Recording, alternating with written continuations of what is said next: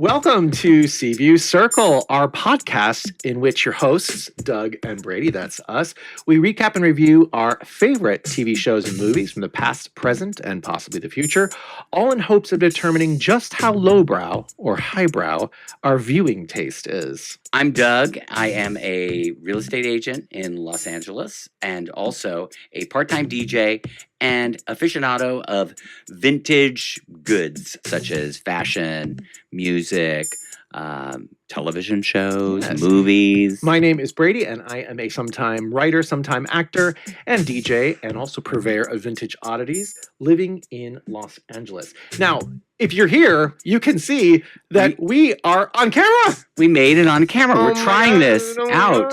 So please forgive us if there are any weird glitches or terrible editing. I'm reminded of that sketch from the MTV Movie Awards with Wayne and Garth from Wayne's World. And they did like an introduction to like best editing, best video editing. And they showed like the worst editing you could possibly have. Like all these examples, like they'd be talking and then it would be, jumbled together. And then also there'd be a close-up of someone's ear.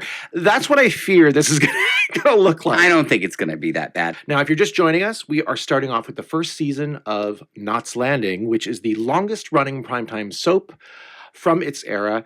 There's actually 344 episodes spanning 3 decades. And that's a long time, kids. And that's a lot of styles and fashions. That's true. Which is one of our favorite things we like to discuss in recapping and reviewing these episodes. Yeah. What are we talking about today, though? Well, today's episode is called Home is for the Healing. It originally aired on January 31st, 1980. And you can see it now on Plex TV, which is the streaming channel that is currently streaming all of the seasons of Knots Landing. Yeah, and to be honest, I actually hadn't used it until today because there is a scene in this episode that is referenced on IMDb that appears in a later episode. Oh, I see. So I wanted to check to see what that was, and I did check it out. So yeah, it was very easy to use. You just pop it in, turns on, there's a couple commercials. Is this something you can watch from your computer? Yes. Oh, that's great. Yeah. Okay. So today's episode was written by Rena Down, and the director is Roger Young, and Roger Young will direct a few more episodes, even including in this season later on. Our guest stars include Charlene Tilton, who played Lucy Ewing on Dallas, originating her role on that show, which was the show that Knots Landing spun off from. And then we also have a guest star. Her name is Stevie Louise Valance, and she plays Sylvie, starting a 7-episode arc, kind of a stretched out arc. I think she'll probably be with us into next season as well. So the IMDb synopsis is as follows. Lucy comes to visit Knots Landing to see her parents, Valine and Gary.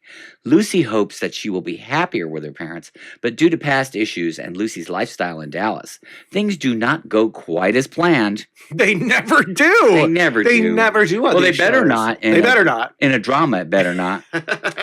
All right, now before we get into the episode, guess what, Doug? Guess what? Oh, okay. So this is our weekly segment. It's called Letters from the Sack. Yes. So this will be, you guys can actually contact us on our Instagram or email, which is seeviewcircle, SEEviewcircle @gmail.com, which is the email, or just that @seeviewcircle on our Instagram. And that is where we got this we'll get questions lovely from you. Comment.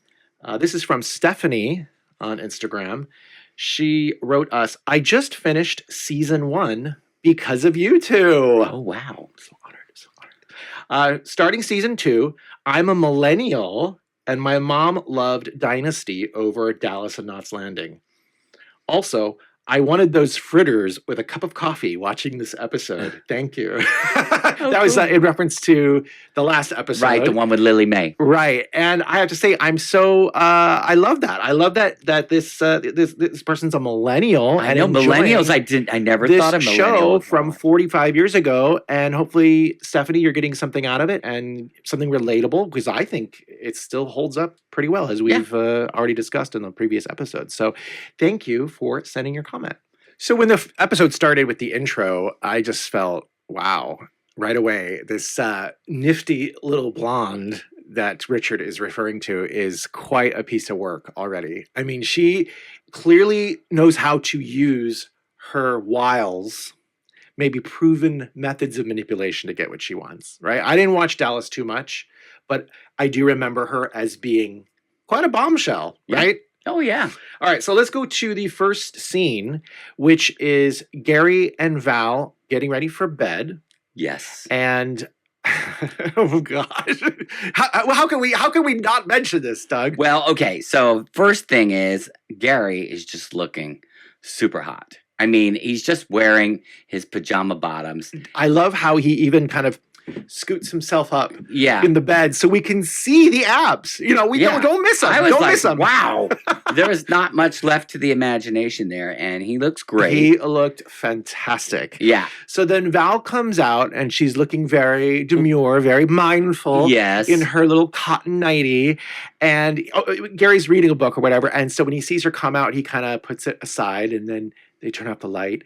And then... Well, she goes away and she changes into the black negligee. Right, when she can see that he's like, okay, ready for bed, ready for some fun time. She's gonna turn it up, crank it up a notch. Right, so she comes out wearing this black nightie, which to me didn't seem that scandalous, but the look on Gary's face made it appear as though this was so completely out of character. Well, for and her. I think he said, "Why did you do this?" And then she said something like, "Oh, Karen talked me into it." Right, which I thought, okay, this is great. Yeah, it just sets the stage again that Karen is, she's in everybody's business.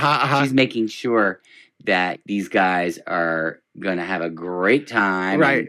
They're newlyweds, they're newlyweds, right? So it's cute. But now she's embarrassed because Gary does have this crazy look on his face, like, why are you doing this? And so she goes back and she puts on the more demure, mindful nightie again. Yeah, the little white nightie. Which I guess feels more comfortable for the two of them, right? Yeah.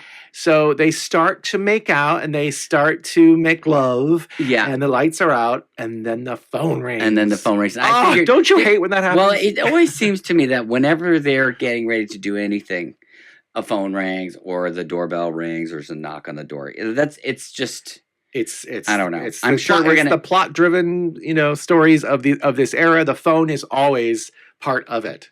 Yeah. So who is it? Who's on the phone? So on the phone it's Bobby. But I don't think we actually even hear his voice. But obviously he's speaking to Gary and he mentions that Lucy has found out that they got remarried. So we knew this was coming. Yeah, we knew this was going to come. So immediately Valine is just like, oh, I've got to go to her. I can't, she's really upset. Yeah, Valine asks to speak to Bobby, and I think she even says something like, take care of her, Bobby, until she gets there. I guess there's not going to be any lovemaking tonight. Not tonight. Not tonight, baby. Doug, did you notice when they pull up the sheet at some point? Yeah, I only noticed because I got a screenshot of it, but it says on the bottom of the sheet, full. So it was clearly like the wardrobe or the prop department, whoever handles the linens. I didn't catch that. Had written on there in big, bold magic markers. So they knew what kind of sheets, and it makes appearance in the show. Oh, and I guess they had a full bed. I mean, that's why they look very snug. Yeah.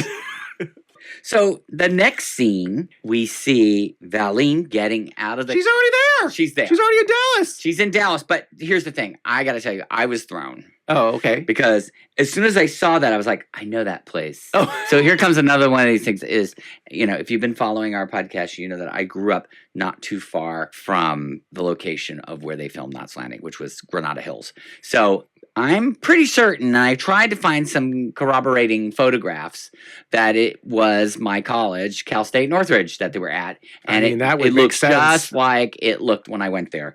But the thing that happened is that in the 94 earthquake, much of the school got destroyed, so they had to rebuild a lot of it. So anyway, that was the only thing that was really weird for me and jarring because I was like, you're thinking she's in Dallas. I didn't understand the Dallas connection. I was like, she's in Dallas? I'm like, she's at Cal State Northridge. But anyway, here's the thing. I actually listened to the commentary because the commentary of this episode on the DVD, and Joan and Ted talk through this episode, Joan Van Ark and Ted Shackelford. And when they get to this scene, they almost reference where it was shot, but then they don't quite. They did say how when they would shoot exteriors in Dallas, that it was so hot, it was always so hot, but in California, it would vary. Sometimes it'd be like 10 degrees too hot or 10 degrees too cold. I'm like so certain that it's Cal State Northridge. So maybe I'll do some more deep digging. I didn't have a lot of time to like go completely down the wormhole. I did try to find some pre-earthquake photos. Right, that'd be hard to find. Hard to find. But So in this episode, Valine is basically stalking, in a way, her daughter coming out of, I guess, high school. Right now, again, we don't know how. I don't know exactly. I thought it was her. College. I thought it was 2, but then she says she's flunking biology, and I don't know. There's something seems weird about that because she does say later on that she's an adult, so maybe it is college. Again, we didn't really watch Dallas, so I don't really know. I was trying to gauge how old is she. At certain points, I looked at Lucy and I thought, is she 12 years old? Or is she like 17? We'll talk about it. We'll talk about it. It was just confusing. In reference, though, to this episode and the first time we see her, she comes out, she's talking to her classmates, and some guy makes a joke about her, like, oh, you couldn't be flunking. If there's any class you'd be flunking, you couldn't be flunking biology. And the way that he flirts with her in front of his girlfriend really shows something of who Lucy is, because she's like so nonchalant about it. Yeah, she's loving it. She doesn't care that the girlfriend's right there. Right. Clearly, she's a party person. She's a party girl, and she's a bombshell. And I think that was one of the things in the commentary was when Joan Van Ark first worked with her as her mother in Dallas, she was offered the role, and she was like, I'm going to play Lucy's mother? What? I'm not a bombshell. Like, how are they going to make this work? So it's interesting because she definitely comes off very strong, even if you've never seen Dallas. But right away, Lucy is not happy to see her, and she's very upset. And she kind of acts like, I'd say, like a brat. Yeah, really. She's definitely a little bratty. She's like, I don't want to hear it. I don't want to hear it. Yeah, she said, why did everybody know except me? And so she was really angry. So she's kind of putting up a front, though, in my opinion, because she really does want to talk about it. But she has to make her upset very apparent to Val, and she does that. Sure does. Yeah. Val says, yeah, we were just trying to be careful. You know, it's something I think she alluded to in the previous episode too, when she was in the car with Ginger. Gary's the one who's more careful. And I didn't quite understand fully what that meant, but as the episode progresses, we will get understand more into that. Yeah. Why. Yeah. And so at the very end, Val says, I do want to tell you what happened, why we made this decision, and then they hug. So we have the next scene. We're at Knott's Landing Motors. Knott's Landing Motors. This is a location we're going to see a lot of in probably the next season and a half. There's actually some pretty juicy stuff coming up in this location, I feel. I'm kind of excited to see it. I could not figure out exactly where this is. Is this a set? But on the commentary, it is mentioned that later on it was a set. Okay. But in this particular episode, it was actually a dealership in South LA on Crenshaw Boulevard. Oh, how I ironic. don't know the address, but yeah. Yeah. So we actually live in West Adams, which is kind of adjacent to Crenshaw in South LA. So we know this area pretty well. So I don't know if we could ever find that. Maybe it's not there anymore. But maybe we can find that out. Yeah, that would be fun. That would be a fun out hunt. on that. Yeah. Gary's at his desk. Karen comes up. She's wearing red again. She's wearing red again. It's actually the same shirt that she wore in the episode with David Crane where she goes to watch his class. It's the same shirt. And I love that about Knott's Landing, that it's so real that the characters would wear the same clothes again. And I think later on Gary wears the same clothes again in another scene. Oh, he definitely wears the same clothes again. So does Kenny in this episode. Yeah. They all are re-wearing clothes, and I like that.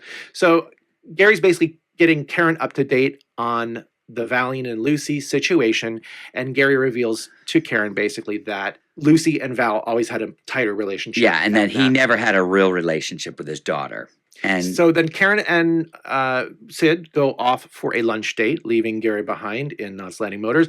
And this kind of familiar theme music comes in, which I don't know if this is like the Lucy theme or I think it's the Val and Gary theme. I don't know. Someone told me, but it has this kind of foreboding tone. Yeah, and there's a worried look on Gary's face. Yeah, and there's like a crane shot of him kicking his heels up on his desk and kind of like going like this. Like he's nervous about this. But I did think it was funny he put his feet on the desk as soon as Sid left. Yeah. I was like, okay, all right.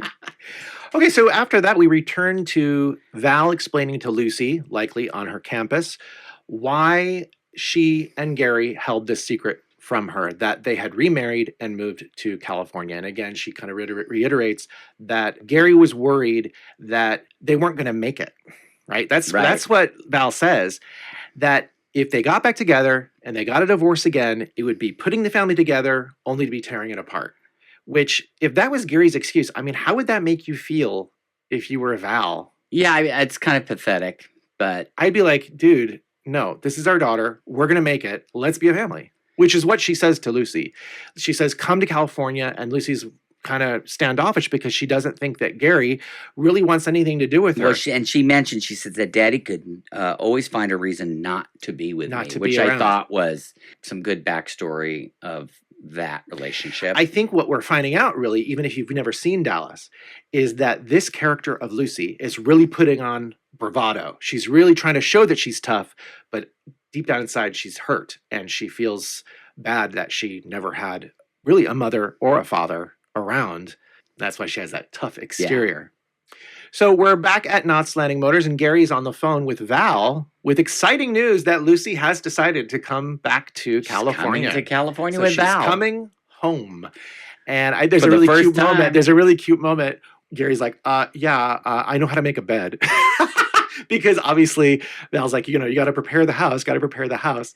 And then he ends the call by saying something like, I love you, honey. And then Sid overhears this and he says, oh, sure hope that was Val, which I thought was a nice kind of foreshadowing of maybe some stuff to come. So maybe later some on. Swinging that might happen later. So Gary he's concerned, he's nervous, he's worried. How is this visit going to go when he has been so estranged from his daughter? So Sid is able to provide some recent advice. Right. And that was a callback to the first episode, really, where Annie showed up. Now, he didn't mention Annie by name, but he did say that he had a visit from his older daughter, and they had to patch things up. So they referenced I think what he said is that even though Annie and Lucy are adults or older children, they still have fathers. Yeah, right. So that he can still have a relationship with her, even if she is an older young adult. What have you? And was the best advice I think that Sid could give. Yeah. So then we have Gary driving Lucy and Val home from the airport, and as they're driving back to the cul-de-sac, they pass by the beach, and Val's so excited. She's like, "Look, Lucy, the ocean." I love it. Lucy just says, "I see it." Yeah, I see it. She certainly isn't got the same. She's not impressed. She's not like Val. Right. And Val was so excited to show her that because that was the first thing that excited her when she came to California. But when they ask Lucy what she's excited for, she says, I want to see our home. She's showing that she wants to be a family finally with the three of them. And so that's actually kind of surprised me a little bit because I thought she was going to say, I want to see the parties. I want to see the dudes. I want to go out to the party. And yeah, man. Well, there's still time for that. There's still time for that. Absolutely. So we come to the cul-de-sac and we see Ginger and Karen cutting roses and making flower arrangements for these vases that they're going to present for Lucy's arrival. So, what a sweet gesture that is. It is very sweet. And I like it because it gives Karen and Ginger some time together, which I don't think we've ever really seen. Ginger says something like, I took your advice. Oh, Karen giving advice again. She's always giving advice. So the advice is that Ginger speak to Kenny about her concerns about his constant partying. And Ginger says something like, I just want to go back to doing the things that we used to do that were really special to us. Like go to the movies. And go to the beach. With a pizza. Yeah, have a pizza. And that's where her head's at. So we see this as possibly being plotline B for this episode. And then Diana also puts together a bouquet of roses into a vase that she's brought out. And I love it. She brings it up and shows it to Karen. Karen's like, why is yours so much better than mine? And she says, well, I'm more artistic than you are, is what she says to her mom. I was like, love that. That kind of is a nice little setting a tone, too, for a little bit of the animosity that happens in, later episodes. Yeah. They're always stoking a little bit. And also, they do fires. a lot of character development actually in a really short amount of time with Diana in this scene. Because not only do we see that she is more artistic, which we do see in the future. But she's also very socially aware. She's also very socially aware. Yeah. So as the scene progresses, Lucy and Val arrive. Gary drops them off. Someone says, oh, they look like sisters. Yeah, they look like sisters. Yeah, Ginger says, oh, yes, that's a good case for having children when you're young. And I think later on, Diana says, oh, she looks like a Cupid doll. Yeah, she mentioned she looked like a Cupid doll. And I will say she looked really young in this scene, right? So here Yeah. we have this kind of back and forth of the Lucy Well, and that's what I character. was even looking at in the past scene and this scene. How old is she? She looks 12. It's the power of wardrobe, hair, and makeup in this episode just going overdrive, because when they want to show her being the tough cookie, they have her hair all blown out and they have the makeup. And then when they want to show her being the daughter of Gary and Val, they have her in these dresses little and pigtail the or whatever. little I don't know. sweet little hair that's pulled back. So it was a good job, I think, of showing that duality of this character, which is really the central focus, I think, of this episode, her relationship with her father. So they come around and they all get all introduced, and then of course Karen then, says, "Oh, maybe Diana can show you around." right, they're which about was the like same age. Yeah, why? That's great. Makes sense. And then I think Diana lets it out of the bag that I'm going to protest on nuclear war or something like that. Oh, I have the quote here. Yeah, you have because the quote. it is so good. On Sunday, my friends and I are going down to the highway to protest the transport of nuclear waste in trucks. That's it. Nuclear waste. You have to wear black. Yeah, I thought that was great. And then Karen immediately was like, I was thinking more like you could go to Marineland. We could all go to Marineland. And Marineland was a rival to like SeaWorld. Well, actually, I did the research. You did the research. So Marineland was actually the precursor to SeaWorld, and the people behind SeaWorld bought out Marineland because they wanted to squash the competition. Mm-hmm. And so it actually closed in 1986. So it would have been open at the time of this airing of this episode. And wildly, Marineland was on the Palos Verdes Estates, Rancho Palos Verdes, which is where Peninsula Knots Landing is supposed to take So place. that's very good Yeah. geographic continuity there for our Knots Landing. I really wish I had gone to Marineland, because my family didn't start coming out to Los Angeles until probably this time, 86, 87, and I guess it would have closed. But there were all these amazing structures there too, apparently. See, that's the part I don't remember. So I would love to see photos. Maybe it'll jar my memory. So We'll talk more about Marineland, I guess, as the episode progresses. But yeah, Karen is asking Diana if she will join them, and she is not into it. But Karen, I think, says, "Oh, I'm going to break your legs if you don't go," or something like that. Yeah, something sweet like that. Yeah, and I thought that was cute. There's not a lot of Karen in this episode, so it's nice to see she has some good lines at least. And I love seeing Diana in this scene. I just love it when she says, "You got to wear black," and Lucy is, cut to Lucy wearing this like beautiful yellow chiffon dress. It's really funny to show the differences between those two characters. The other thing I really liked about this scene is that it involved so many characters. There was so much movement around that cul-de-sac. These people over here, this person over there, this person over there. And there was a really good way to introduce everybody quickly and get a lot of plot points in there. And again, character development. And I really do think that the director of this scene did an excellent job, just from a blocking standpoint. In fact, on the commentary, I do think that Ted and Joan also talk about it, how the lines that are said in these different pockets of people getting together, they were used as the cues, for the different movements. Okay. And they do mention the director, Richard Young, saying that he was really excellent at what he did. This next scene, I got to say, I was kind of thrown immediately, because the first thing I noticed was them shooting through the back of a doll. And the doll, I know what the doll is. I was like, oh, it's a Bradley doll. It's a Bradley doll. I thought that's so signature 70s. Now, we, again, being vintage aficionados and sometimes purveyors. Listen, when this episode first came out, I would not have known what the Bradley doll is. No, I wouldn't have known. Now I know what the Bradley doll is. Now I know what it is. Now we have Exhibit A. We actually have some examples. These are not quite the same, because the one that is on the episode is more of like a Gone with the Wind era kind of lass. But they made them all different types. Yeah. So you have. So this is a Bradley. I don't know that this is Bradley, but it's a Bradley style. What it is it's usually the head. These are Korean. Korean. Korean traditional outfits. There's also we had some Japanese ones. Yeah, with kimonos. and then we've had them in the past where Let me we show like that. whenever I find them, I pick them up because they're going to get thrown on eBay. Yes. We've sold some. The one. Do you remember that we had a '60s groovy mod one? Was the one. The mod chick was the one that brought in the most money. This one we're definitely keeping because she's pretty creepy. Yeah, we like her. She's got something. So to say. I liked that because unlike in the last episode where the Holly Hobby did not match with the timing, this I felt matched with the timing of this character. She would have had that doll. Yeah. Anyway, it was a interesting shot. Yeah, yeah. And it was like that through the whole scene, kind of focused on that. And there was, I guess, also another little stuffed toy on the bed that had belonged to Lucy. So Lucy, when she comes into her room, that is the room that's going to be her room, which was also the guest room that Lily Mae was just in last week. Yes. She's so excited. She's so excited to be home and be with her family. She immediately turns into a young girl. Well, that's when we finally get some clarification that she's older than, say, she says, I'm not sweet 16 anymore. So we know no, Val says she's not sweet 16 anymore because remember, she shows up that little satiny top that's kind of sexy to her mom. And Val's like, oh, I couldn't wear that anymore. I'm not sweet 16 anymore. And then Lucy says, well, we know that because you had me when you were 16. That's right. She had, and then that Valine had her when she was 16. Right. I think, even though we can't quite tell how old she is because we didn't really watch Dallas that closely, I think she's about 18.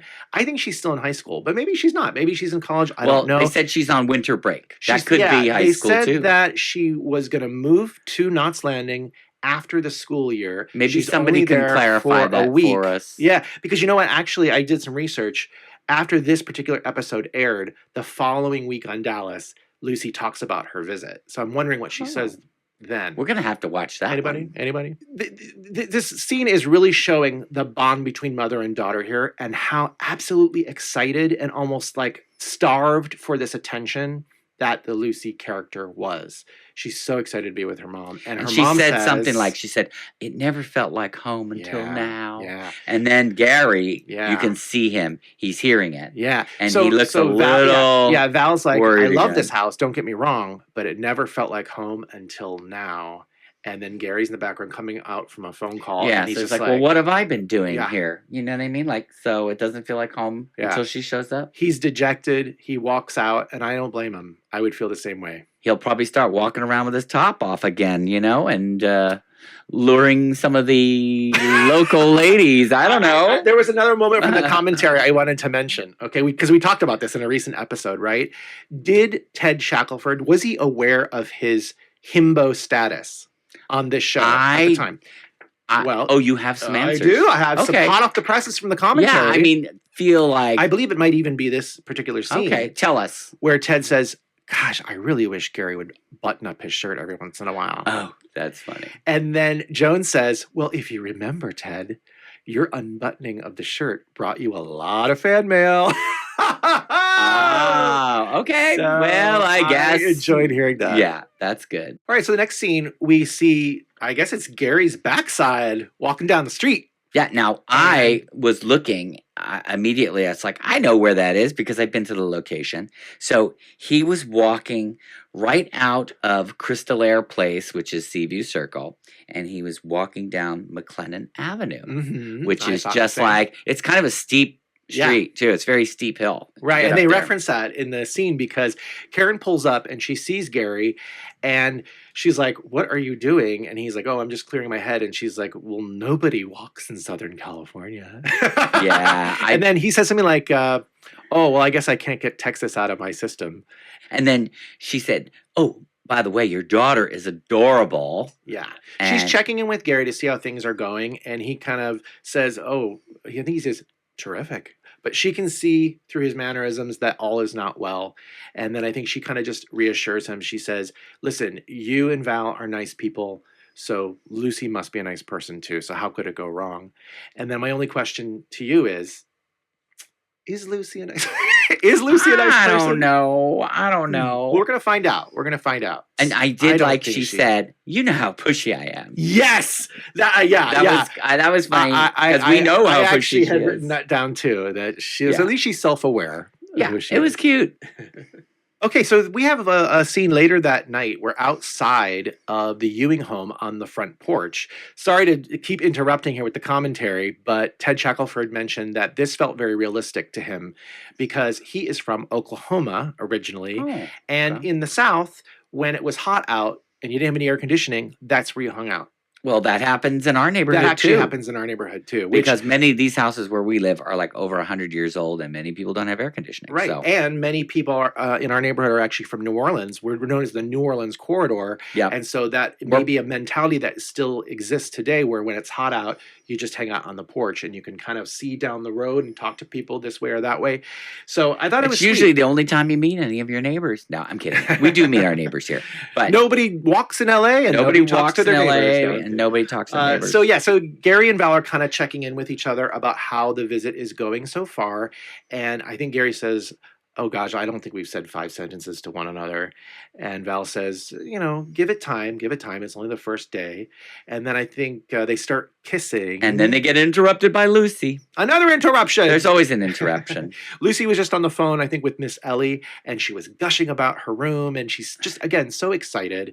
And so she comes and sits down next to Mom and Dad, and then In comes Kenny. Kenny and Ginger arrive. What did you think about Kenny's shirt? Oh, I love Kenny. You know, Kenny's shirt. I love that disco shirt. I do have a shirt a little bit We similar. should have worn that. Oh, No, be way too hot to be wearing that. that's especially true. With all these lights now. And you can't turn air If conditioning we start on in sweating, you know what's going on, okay? here. Yeah, air conditioning makes too much noise, unfortunately. That so you is- can't really that's turn true. it on. So It's true. there will be no polyester clothing worn on this Seaview podcast. Circle. I mean, at least we're wearing clothes right now. Usually when we did the podcast, if it's just audio, That's true. you could just be wearing underwear. That's true. Doesn't matter. It's like RuPaul on Drag Race where she doesn't wear anything below the desk. We're not wearing anything right now either below the desk. No pants. Kenny's line was great. I didn't expect to meet Miss Dallas. Right. Immediately there is a connection between And you know, these, Kenny, so- we're then establishing more of Kenny's character. Playa. He's a player. He's a playa. And Lucy likes what she sees because doesn't he even ask her? He says, "Oh, are you liking it around here?" And she goes, "Yeah, I like what I see." I like what I see. And then Kenny asks her, "What is she interested in seeing while she's in Southern California?" And Lucy says, "Oh, I don't know, maybe some movie stars. I want to go to Beverly Hills." And Kenny's like, "Oh, I'll introduce you to some rock stars." Yeah, and she's like, "Really, really?" And then he says, "Yeah. Have you ever heard of Cosmic Steeple?" Cosmic Steeple. And she says, "Oh my God, of course, who hasn't?" And then, of course, her square parents say, "Me?" Me. And then they mention that, well, Kenny mentions there's a party at their house tomorrow. Yes, a party for And- Cosmic Steeple. And then I think, well, it's mentioned that they're going to Marineland. Yeah. Lucy remembers that Karen had invited them all to Marineland with the Averys. And so she can't go. And there's this moment where you can see on her face that she's disappointed that she can't go. But I think she ultimately kind of does want to spend time with her family. I really do think Yeah. that in that moment. You know, she sees Kenny. She's excited because when Kenny asks her, "Well, I hope we'll be seeing more of you," and she says, "You can count on it," basically. You can count on right? that. So now we're across the way at Kenny and Ginger's house, and he is just jamming out to that reel-to-reel again. I think it's the same. It's the same disco song playing over and over again, and not a very good disco song. It's not good, but you can imagine if he's a music producer, you have to listen to the song over and over again, make tweaks. You know that from doing music. Oh, I know. everywhere. Trust me, I know. So Ginger is upset because they've just left the Ewings, where Kenny has invited Lucy to a party that they're throwing at their house the following day, and he is going back on his word after they just discussed to not go to all these parties anymore. And Kenny kind of weasels out of it and says, "Well, technically, we're not going to this party because we're hosting it here."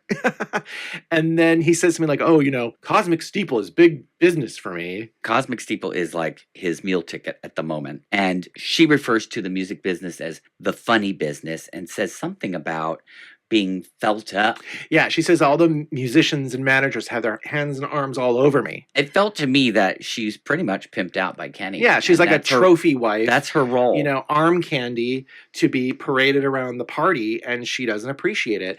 She kind of segues around, and when you look at her, I couldn't believe how beautiful she is, Kim Langford. Those eyes, to me, she's the proto Abby, right? Oh, yeah. With the eyes that makes sense. and the hair. It's like they wanted this look, And then they did like the 2.0 with Abby. And then Switcheroony. sadly, unfortunately, once Abby comes on the scene, Kim is probably seen less and less, but I think she looks gorgeous here. And I think Kenny's kind of a fool for being so wrapped up in his partying.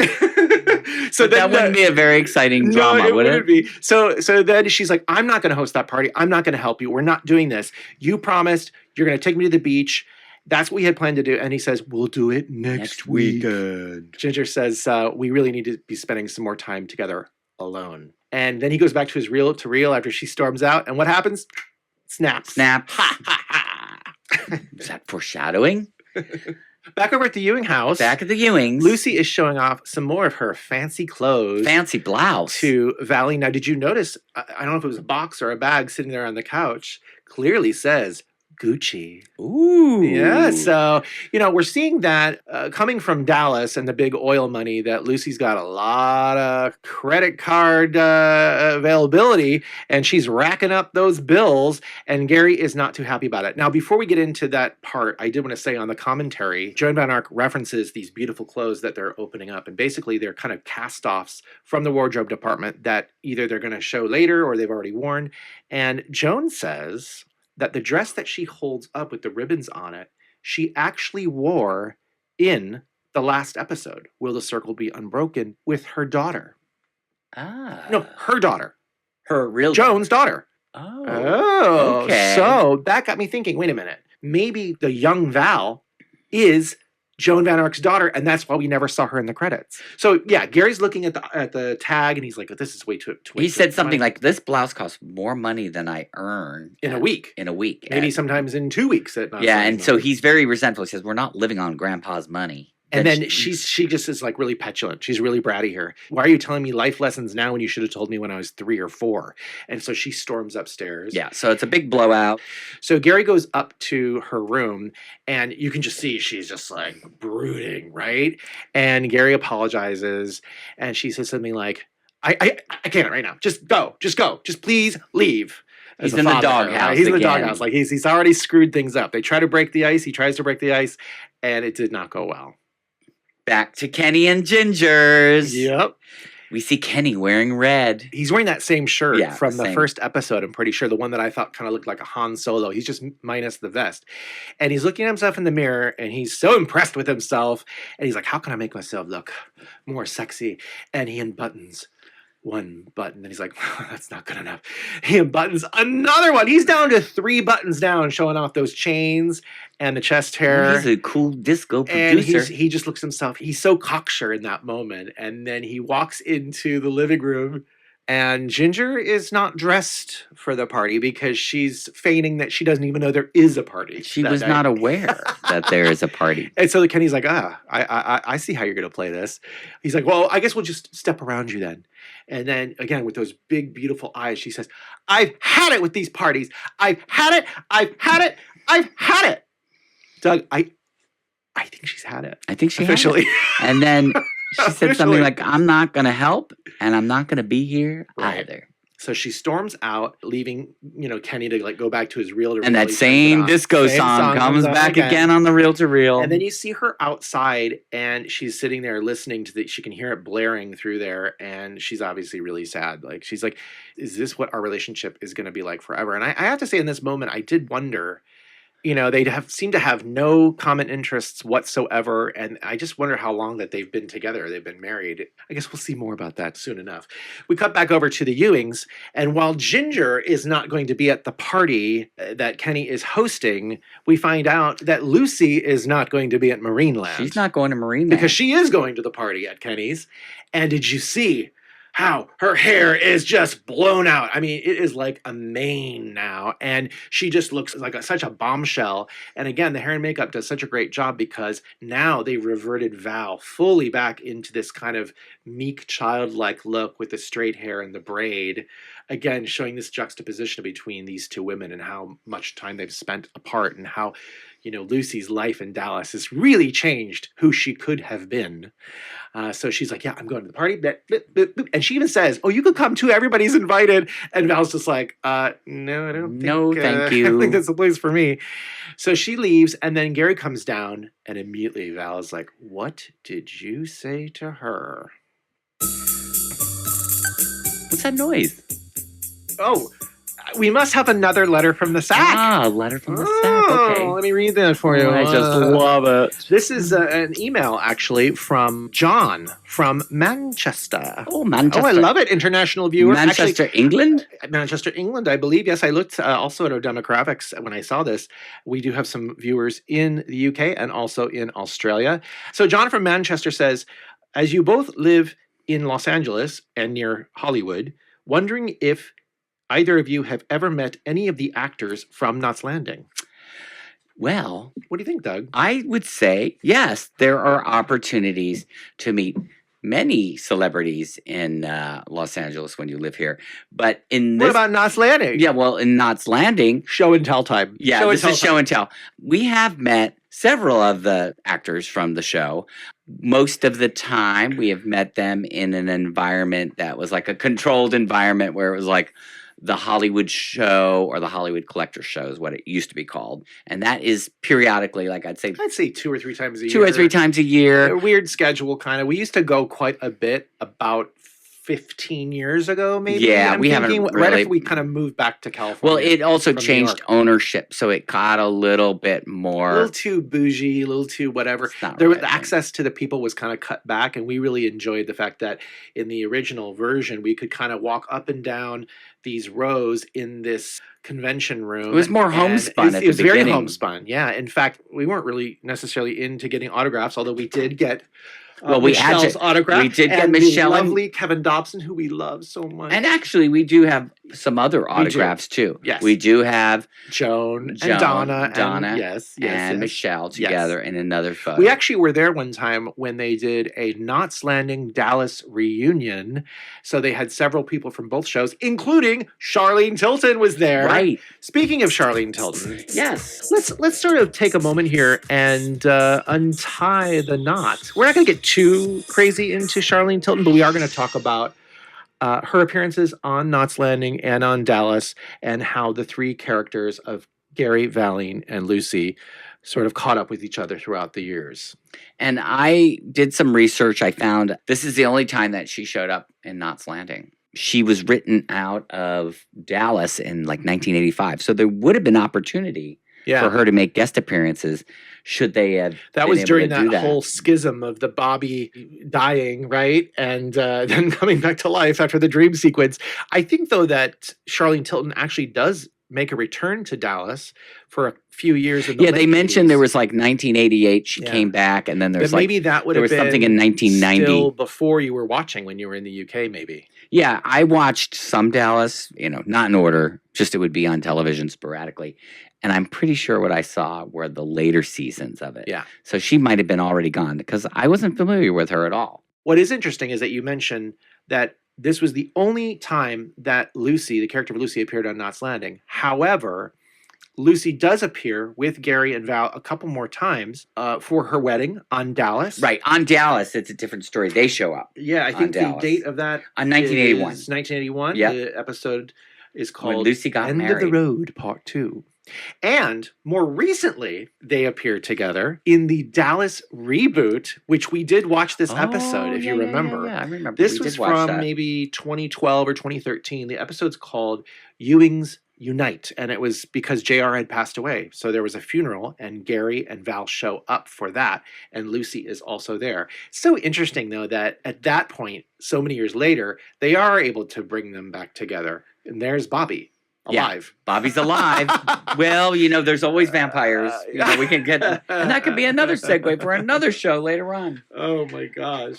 She did mention, by the way, in the article that I was reading, that so many people had asked her, "Will you ever come back to Knots Landing?" They really were pushing to try to get her a regular spot, but never happened. I mean, I think it would have added something to it for sure, especially when Lily May comes back. Like, that's kind of they could have done. You don't ever get to see is grandmother and granddaughter. It was kind of referenced in that episode, Will the Circle Be Unbroken, the last one. I don't know. That would have been interesting coming together to see Lily May and Lucy. But guess what? The two actresses do appear together in the final episode of The Love Boat. Oh. It is in... I remember that one. You remember that? We watched it. Season 10, episode 4 is the last episode of The Love Boat. And that would have been in the 80s, right? Who Killed Maxwell Thorne? I don't have the date of it. I think it's 1988. I could be wrong. Oh, it was that late. That's right. It was on for a long time. So in that episode, Charlene Tilton plays a secretary, and Julie Harris plays a character named Irene Culver. So, yeah, I think that's interesting to see them finally together. And I don't know. I wonder if at the time the viewers of Knots Landing in Dallas made a reference to this at all. But I don't know. I think it's a missed opportunity that those two. Well, maybe that's just demanding a re-edit too. Yeah. You want to take that Love Boat with the Wonder Woman episode. We spoke about the B. Meister re-edits. Well, I have also done a couple re-edits. If you hadn't seen already, Valine in Jabba's palace or Valine at the cantina in Star Wars. You could look for it. We'll post it on our YouTube. And then, of course, there's the infamous Dark Falcon. Then there's the Dark Falcon. We'll discuss that in another episode, okay? Yeah, I do want to go there. Today. Dark Falcon is so good. So anything else you wanted to share about Charlene Tilton? I think that's kind of about it. Yeah, about what we wanted to say. I wish I had seen a little bit more of her. Like, we didn't watch the reunion episodes that are referenced many times in this particular episode. That was when Lucy brings her parents together. At that time, Gary would have been played by David Aykroyd. We didn't watch those episodes. Yeah. We probably should watch that. And it maybe would be cool to see the episode of Lucy's wedding, too, just to see how further along the relationship between the three of them had progressed a year later. And we could just do a show. Basically, we could do one-off on that. That'd be fun. Getting back to the episode.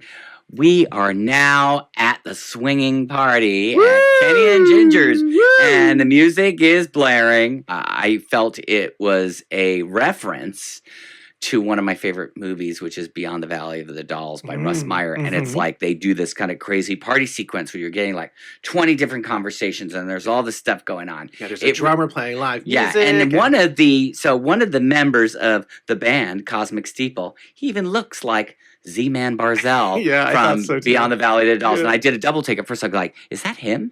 Anyway, you take it. You can't really tell because Lucy is swept up in their dancing, and they're doing this crazy ring around the rosy thing.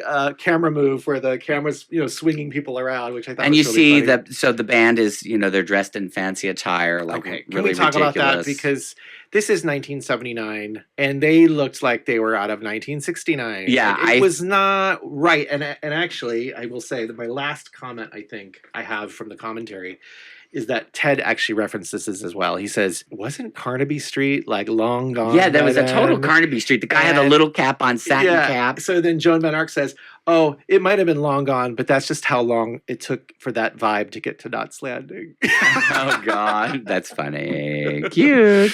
So one of them asks Kenny, where's the food? Kenny, you promised some food. So then we kind of get over to Kenny's world in this party, and Kenny's talking to this woman, and they're kind of flirting. And I think the woman is kind of like, she's wanting more from the flirtation. She's expecting more out of Kenny because he's such a swinger. But doesn't she ask, though, about where's your wife? Yeah, she says, where's Ginger? And she's like, you can use that as your excuse. Like maybe she's going to go get the food. Basically, she's just trying to kind of plug Kenny for more information about where Ginger is because she's really attracted to this guy. But she says something like, why aren't you flirting with me like you normally do? And she ponders whether or not Kenny only does that when Ginger is around. Yeah, she said something like, you like being sneaky, don't you? Yeah. Or something but I think Kenny is just ultimately feeling like, oh gosh, he feels really bad that he's having this big wild party and Ginger has stormed out. Then he notices that Richard comes in. In comes Richard. And I love this moment. As soon as Richard comes in, there's a couple making out in the foreground of the shot, and he looks at it and he's kind of like titillated. Yeah, he's you like, can see, I love this. Wow. I'm at the right party now. Maybe I'm going to get some action here, right? This scene got so comical with him. And so good. I think Kenny says, well, how was Marineland? And he says something like, wet and cold. Yeah, and then he just like moves on to the party. And he's like, who's that nifty blonde looking at Lucy? Right. Which I thought was like, oh, you pervert. Yeah. You're going after the youngins again. Right. Well, see, that's just, again, what we've been talking about Lucy, how half the time she looks like she's 12 and the other half the time she looks like she's 22. And so she's up there dancing and she's reveling. I'm telling you, she reminds me of some people I know. But yeah, she's living her life. Then some other neighbors show up. Yeah, so Karen and Sid come in. They've just refreshened up from Marineland as well. And Karen is looking fantastic in that yellow dress, I think. But she's wondering, why are we here? What does she say? She says, I have to quote it, how to feel old in one easy listen. Yeah. And then I love it because Richard's like, oh, no.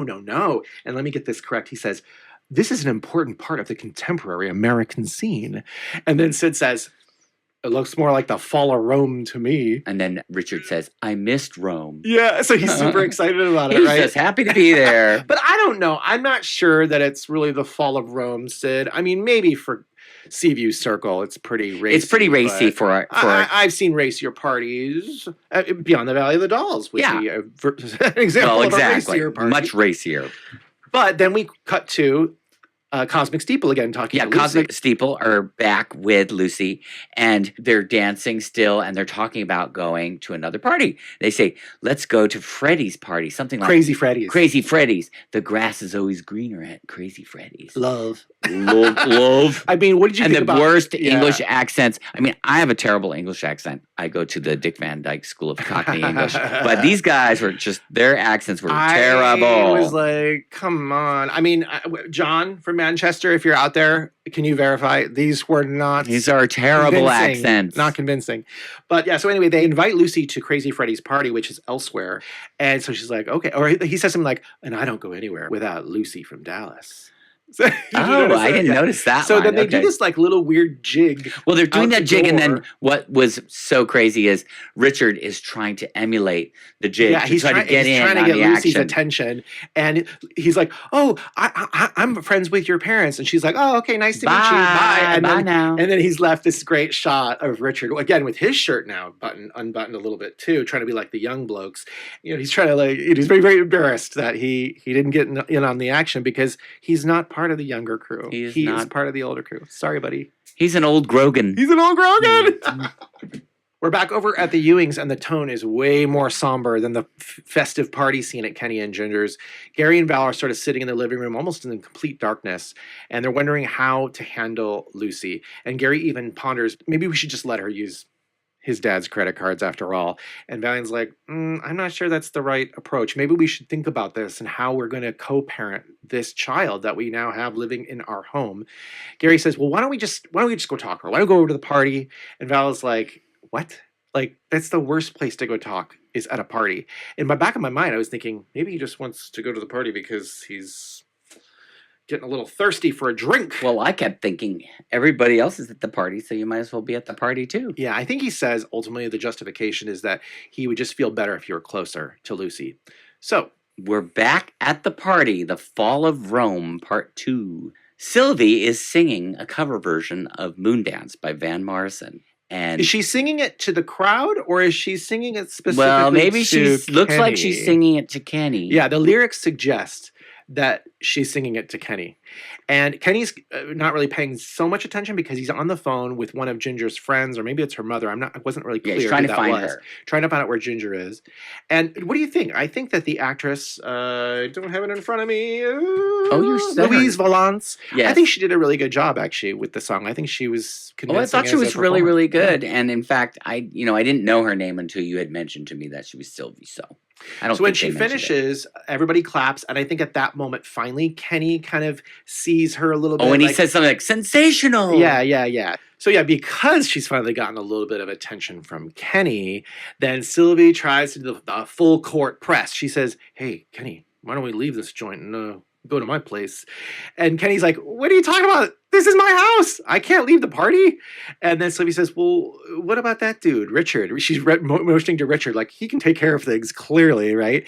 And then she says something like, "Oh, for such a swinger," what did she say? She says, "Oh, I have it written down here." Yeah, you've got this streak of latent fidelity, but she says she likes it because she finds it a challenge. Yeah. So Kenny, I don't know if he excuses himself, and then Sylvie kind of heads to the door, and she's interrupted by Richard. Yeah, he says, "Oh, I'm available to be an understudy For Kenny, yeah. For Kenny. And then she kind of says, "Oh, you're cute," or something like that. Yeah, Right? She's like, "I'll let you know if I need anything." Yeah, you know? that was cute. And then Ginger arrives home to the party. And she's not happy. She's not pleased, especially when she walks to her bedroom and finds a couple fooling around in there. Well, we don't see them at first. Right. So she says something like, "Get out of here," or something like that. Yeah. And I kept waiting for them to come out, and it took a long time. It took a while. Well, they had to put their clothes back on, Doug. That's how it works. So then Gary comes in, and he joins Kenny and Ginger at the front of their bedroom door, and he's about to walk in to see if Lucy's in there. And I love it because Ginger's like, "Oh, no, she's not in here." She's not in here. Because there's a couple in there that's still probably naked and getting dressed, right? It says, I definitely felt the Beyond the Valley of the Dolls Yes, vibe again. yes. I said, maybe it really is the fall of Rome after all. I called it the diet version of Beyond the Valley diet of the version. Dolls. That's Like perfect. for television, for mainstream TV version of the I'd be VOD. curious to find out if in writing this episode that we're actually thinking of it. Maybe. So Gary's really upset because when Richard tells him that Lucy's gone off to some party somewhere else, he says to Kenny, "Well, how could you let her go? She's my daughter. She's my young daughter. And she's only been in town for 2 days." And then I think Richard and Kenny say, "Oh, trust me, she's capable of taking care of herself." I love it because Richard's like, "Well, if you're going to go look for her, I'll come with you and help you." He's such an opportunist. It's crazy. Now, I do want to say something. I felt when they left to go to Crazy Freddy's party, I was really hoping we were going to get some footage of Crazy Freddy's party. That's what I want to see. Missed opportunity number one. You could actually make a whole missed episode opportunity on that. number one. I really wanted to see Marineland, and number two would have been Crazy. Well, I mean, this party. could have been a 3-parter. Yeah, could have done it all. Yeah. I was thinking the same thing when we get to the next shot, which is kind of what we'll call her walk of shame. Right, the next morning, I was like, "Oh, I really wish we had seen some of that party." Well, it would have been great to see her in action. Yeah. I mean, especially if she was wilding. Yeah. But well, before we get there, we will say that the couple that was in Kenny and Ginger's bedroom, they do exit. They're still kind of stuffing their shirts in their, in the pants or whatever. So yeah, they decide that they're going to try to go look for her. I guess Gary and Richard go off, and then Kenny follows Ginger into the bedroom. I thought this was really funny because Ginger goes to the waterbed, right? Really setting the stage of where we are in terms of history. The waterbed that another couple had just been sleeping on. Well, that's what's good about a waterbed. You can wipe it down pretty easy. I wonder if they did that. We did see that part. So yeah, Kenny basically is apologizing. He's saying, "Listen, I was doing my best to find you. I was calling all over the place looking for you."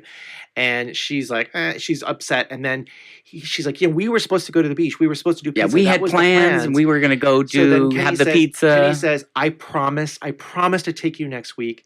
And she says, "Kenny, next week doesn't interest me."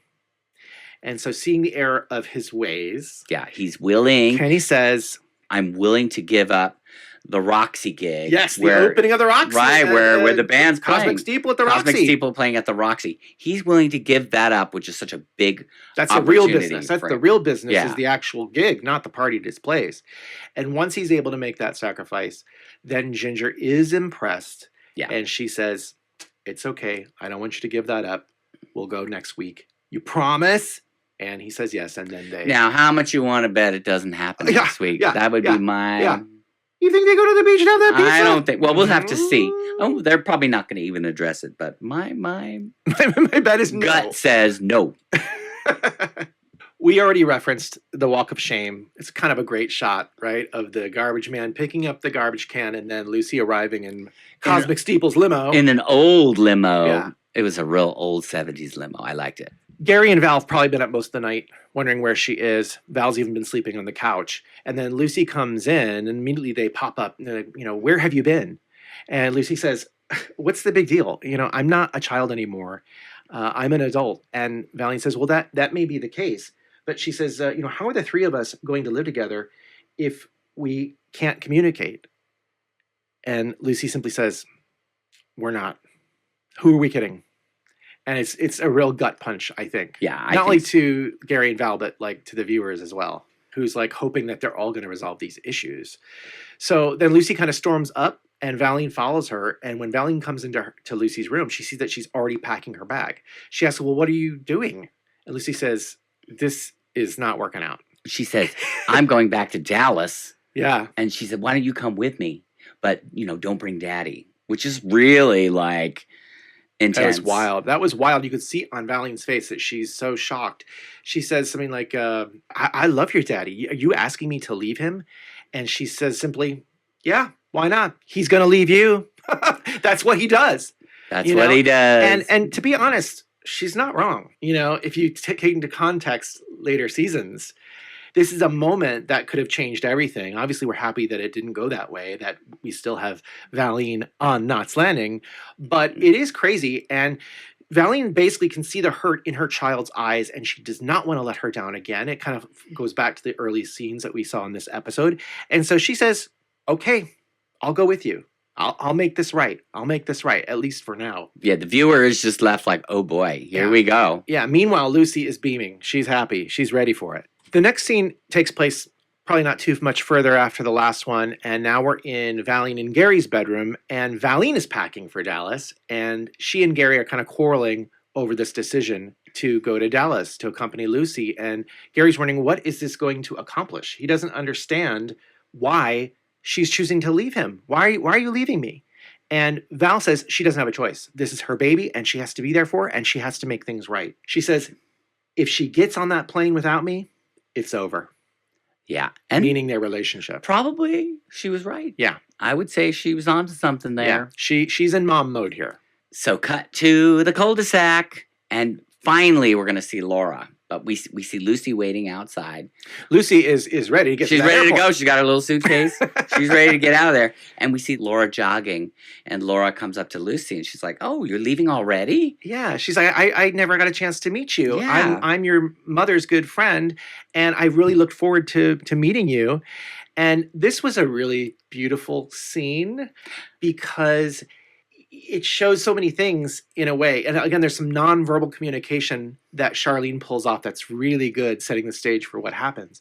But Laura's basically saying, oh, I just love your parents' story and about how they got together after 17 years. Yeah, and they're always talking about you. They're always talking about you, and they think so highly of you, and they think so highly of each other. They're so in love with one another. She said they treat each other like China dolls. Right, and I think that really sets in with Lucy. She realizes, oh, wow, I can see that my mother is her own person and has her own life with her own wants and desires, and maybe it's not all about me.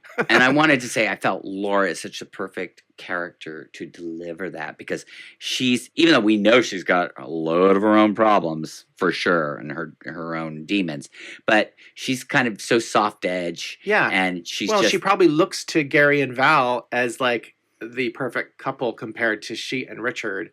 And so she's really invested in them. Yeah. In her heart. And Lucy can see that. They mentioned the reunion, right? Because it was Lucy who set up the reunion. Yeah, she set up the reunion. That's why they're together. Right. And Laura also says that they had to keep it a secret. They had to keep their remarriage a secret and the move a secret. And it's not really explained why, but it's inferred the reason is because the people back in Dallas, JR, whoever is over there, they're troublemakers. Gary also knows his gambling and his addiction to booze, how that can affect his life as well. And then we'll get into more of that later. Valine comes out and Lucy asks Valine, when's the flight leave? And Valine's like, oh, not for like another 3 hours. And then immediately Laura's like, well, where are you going? Where are you going, Val? And Val's like, oh, I'm taking Lucy back to Dallas. And Laura asks, well, how long are you going to be gone? And immediately Val just breaks down because this is her good friend that she's made. They've only been there a short time, but she realizes what she's having to give up to go back with Lucy. And again, the important thing is that Lucy sees it too. Not only is Valine sacrificing her relationship with her husband, she's also sacrificing these new friendships. Her friendships and her new life. It's a real heartbreaking moment. But it's crazy because Lucy's still like, all right, let's get to the airport. Let's go. She still wants to go at that moment, right? So they get to the car, and there's a sweet moment finally between Gary and Val. And I will say in the last scene in the bedroom, one interesting thing was that if you notice, Valine couldn't even look at Gary when she was saying she was going to Dallas. Yeah, She couldn't even do it because she knew it was the wrong thing to do. And so in this moment, she finally relents and at least says, what does she say? She said, I love you, and not I've my never whole loved life. anyone Yeah. like I've loved you. And I think he asked her, don't leave He me. says, don't leave Please me don't leave again. me. She kisses him. She hugs him. He says goodbye to Lucy. They drive off. And then he kind of walks back over towards the Fairgate house. And Laura's kind of watching from afar. And she asks, are you okay? And he says, no. How about you? And she says, nope. Yeah. I thought that was a great, really great, deep moment. And again, you could just miss that very easily if you aren't paying attention. Right. I know we do this often where we kind of foreshadow way in advance, but it is interesting to see that moment between Laura and Gary because they have a complicated relationship in later seasons that I thought maybe would go further, but it never quite does. But anyway, it was nice to see that moment between the two of them here. In the car, Valine and Lucy, we see Valine's making a detour. And all of a sudden, we're back to Redondo Beach. Actually, or Torrance finally, Beach. yes, I finally verified once and for all that this is Torrance Beach. Because when I looked at the map and then I typed in Torrance Beach, they showed the exact shot that they show in Knots Landing going down that kind of So walkway. I wonder if the Torrance Beach must be just slightly north of Redondo. No, it's just slightly north of PVE. Oh. So it's actually south of Redondo. I mean, it's continuous. Right. You know what I mean? We did a beach cleanup there years ago, too. Many, many years ago. Yeah. Yeah, but I don't know if we were quite far down as somewhere Torrance in Beach. between, I think. So this is an interesting shot because we're inside the car the whole time.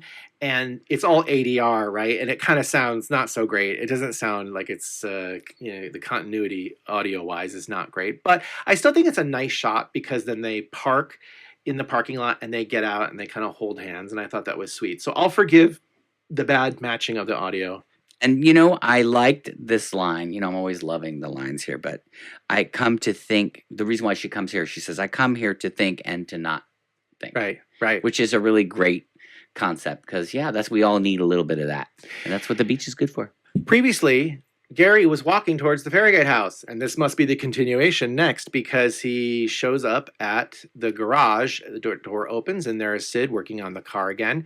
And Sid's asking how things are going, and Gary's like, I goofed up. I blew it. So they two talk about kind of the debacle that's happened, how it's kind of not gone well at all. And now Val has basically left to take Lucy back to Dallas. And I know Gary mentions that he didn't own up to his mistakes and that, this was really the crux of the problem. Sid's like, well, it's not too late. Go after her, Gary. You can still go after her.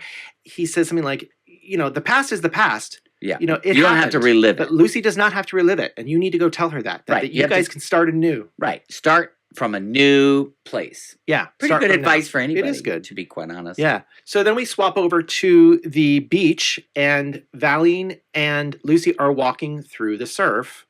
And then Lucy asks her mom, are you thinking or are you not thinking right now? Right. And Val says she's thinking that it's probably not the best idea for her to go to Dallas with Lucy.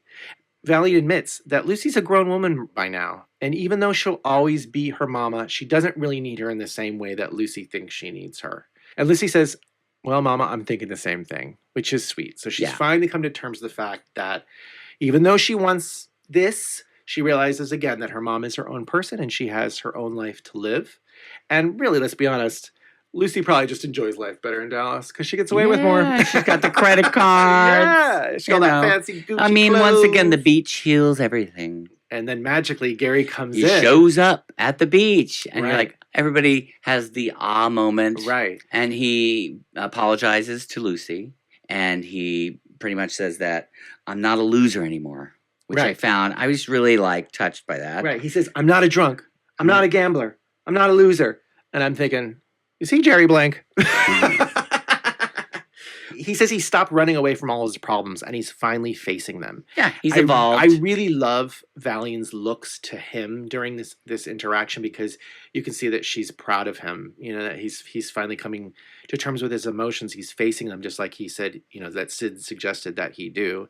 And I think Lucy also sees that he's doing this and he is trying his best to be a father to her, even though, she's a complicated adult now Yeah, at this and point. you know, he has the epiphany and he says to her, we forget to get to know each other. Right. During all this, that they try to just get everything crammed in and Yeah. make it be exactly the way that we thought it was going to be, they forgot to just take the time to get to know one another. And I think Lucy says, yeah, you're absolutely right, Dad. And Daddy. listen, again, advice. It's a good lesson to learn maybe in difficult family situations that you've had trauma with in the past. I mean, yeah, maybe the best approach is something like this. Yeah, just to take a step back. Take a step back and just be like, start new. Right. Boom. So then right after that, I mean, Valine is just so excited that she's seeing this moment between her daughter and her husband. And she suggests that they go run and frolic in the sea once again. And Lucy's like, Mama, didn't we already do that? And Valine's like, no. Not like this, you know? And so she starts doing what she did in the first episode, running through the water and kicking up her heels. And it gets very like slow-mo, cinematic. Yes. Like in the beach. Right. I mean, a little cheesy. I have to say that in this moment, I believe that the director was trying to leave us on an uplifting moment, right? Because then it's very cinematic with the three of them frolicking in the water. But ultimately, I felt very sad at this time because, again, like we said earlier, these characters don't see each other very often. It's certainly never again on Knots Landing, and very rarely in the Dallas universe as well. So it's like, you know, it's like many broken families. Let's be honest. This is reality, right? There are people who get divorced and get remarried and have children and have stepchildren. And, you know, that core family of who they once were, they might only have these little moments here and there. And it's just very sad that, you know, this is a memory that these three characters will all have, these three people. But it's so few and far between. So I thought it was very bittersweet. Yeah, I agree. And that is the end of the episode with another one of those freeze frames that you like at the end there. Yeah, I sure love those freeze frames. So what did you think about the episode? What did you think about the writing and the directing and in general? You know, I guess I enjoyed a lot of the elements that were in there. It was fun in places. I do think that storyline is strong, but I also think that maybe we could have gone a little deeper into the issue. Like it felt a little wrapped up too quickly. Yeah, you know I what agree. And I think that if it weren't for the other portions of this show, the Kenny and Ginger and the party scenes, this episode might be a little weak or a little flat. Yeah.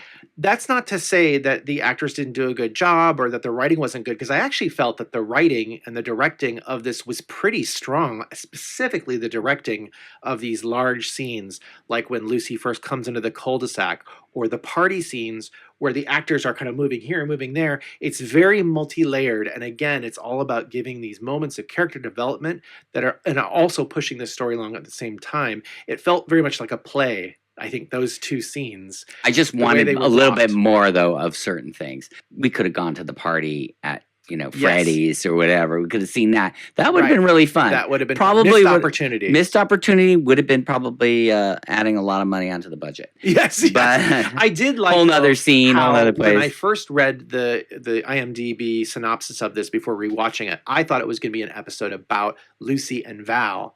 And it's actually not. It's about Lucy and Gary. And so I appreciated that, because I don't think up until this point Gary's really had an episode that's like centered around him. And maybe Ginger too, a little bit. Ginger. Yeah. I definitely think that finally she's been given something to chew on in this show, because was it the last episode where they had the flashback? Yeah. You know, it was really quick. And it just, I don't know, just again, it keeps me wanting more. Well, I'm sure we're going to see more. Yeah, we will see. We will. I don't remember, but I'm sure. Okay, what did you think was the best scene of this episode? Well, I love the party scene. And as a fan of high camp, it was just, it checked all the boxes for me. It sure did. We had the fashion. We had the quippy lines. The music. We had the dancing. John Pleshette, everything he does, I love, even though his character can be loathsome at times. Oh, I mean, the character is a jerk, but God, he's so good. He's so good. I just want to watch him like all the time. I think maybe we just need a supercut of John Pleshette. Yes, just maybe we'll do that. The best moments. The blocking in this was great. All the little moments between the characters was great. This was excellent. Best lines? from this episode? Well, I already had mentioned the ones that I liked, and they were Richards. Several of Richards. You know, being the understudy was comical. Good. I like the American. This was the moment of the American contemporary scene. I do think, though, that my favorite line is actually Diana's. I love that when she's talking about, well, on Sunday, my friends and I are going to go. We're going to go protest the nuclear waste being delivered in trucks. You gotta wear black. Well, can I give that my favorite expression was Diana when her mom spoke at the beginning and she like mimicked her going like me, me, me, me, me, me. It was like very real. Like, of course you would mimic your mother. Yeah, when she's saying coming back with some remarks. I think Claudia Lonow is definitely a scene stealer. She is a scene stealer in this particular. I would have liked to have seen more. I would have liked to see. I thought we were going to see more, to be honest, from her. We'll get plenty more of her later. Another great line though that I liked, completely on the opposite side of all this more campy stuff, was Lucy saying, we're not. Who are we kidding? We're not going to live together. I thought that was really like cutting to the bone there. So now it is time. You know, we're coming in for a landing. To get right down to the lowest point, find out on the brow meter how this episode rated. Where did you see it? Well, you know, I know my ratings are usually higher than yours. Sometimes. But I don't know. I'm going to give it a 3. Because of those points I had just said. I feel like it could have gone deeper and there's some lost opportunities. Yeah, I would like to see some of those storylines flushed out a little bit more. Yeah, I gave it a 3.75 because I really enjoyed the complexity of the blocking of those two larger scenes. That raised up the score for me. But I will agree that there were some missed opportunities that could have made the episode like super, super dynamic. I do think this has one of the higher ratings on IMDb for this first season, and I can see why. It's very entertaining moments, but I do think again it could have been. Well, it's also great. And probably because Lucy was on it. You know, there's got to be all those Dallas fans that probably for sure tuning into that too. For sure. All right, so we come to the end of the episode. As always, we'd like to remind you to subscribe to our channel wherever you may be watching and or listening on Spotify or YouTube. We want to hear your comments. Comments are really key. So if you'd like to put comments on Spotify, trust me, we love having the conversations on the Facebook groups. We love it, but we kind of need it also on the YouTube and the Spotify in order to get the algorithm to find us. Yeah, so more people can find us. I have to sick Linda from Seattle on you to hypnotize you into doing so, I will.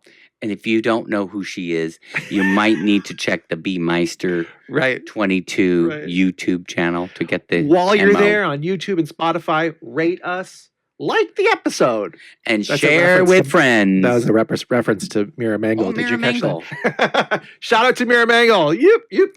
Okay, now, Doug, would you care to tell the viewers and listeners what's coming up next on Seaview Circle? Sure. Next on Seaview Circle, Diana is kidnapped by a motorcycle gang who have been causing trouble in the neighborhood. Oh, this episode. Little caveat, we've actually recorded this next episode out of order. So if we do show the video of that, it's going to look a little different from this. And so look forward to that. We have a guest coming in who's never watched Knots Landing before. Never watched Knots Landing, and they're a millennial. Yes. So we figured it'd be interesting to get to see what their take is.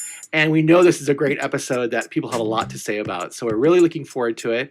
And until then, see you then. Back on the sack. On the sack. Thank you for watching. Bye. Bye.